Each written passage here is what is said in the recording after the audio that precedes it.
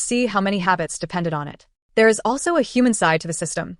Fans, vents, coolant, and towers reveal how much effort goes into keeping power useful.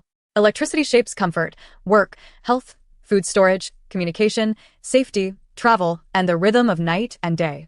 It decides what can be automated, what can be cooled, what can be kept alive, and what can happen after dark. The grid is technical, but its consequences are deeply personal. The hidden life of electricity is hidden partly because it is successful. It vanishes into usefulness. It becomes light, motion, heat, cold, sound, information, and care. Waste heat is the grid whispering about limits. Once that is understood, electricity stops looking like a background service and starts looking like one of the most delicate agreements in everyday life. The future is a circuit. The easiest mistake is to treat workers installing panels, charging stations, control rooms, cables, batteries, and lights in new buildings as a simple convenience. Electricity is so familiar that it can feel almost weightless, as if power simply appears whenever a person asks for it.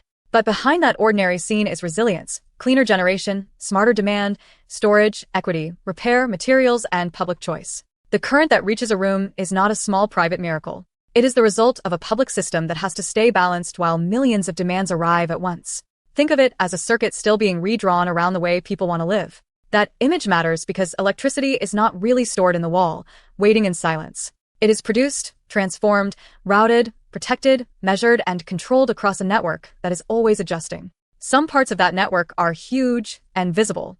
Others are buried, locked away, or hidden inside the objects people use without thinking. Together, they make modern routine feel effortless. This is why the future of electricity is not only a technical problem, it is a decision about reliability, access, cost, and care. A switch, a charger, a train, a pump, a hospital monitor, or a server does not stand alone. Each one is part of a chain of equipment and labor that has to answer demand safely. When the chain works, electricity feels like background.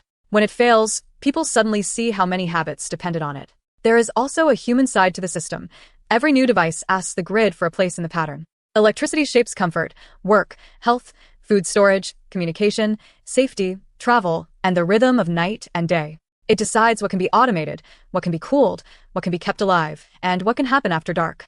The grid is technical, but its consequences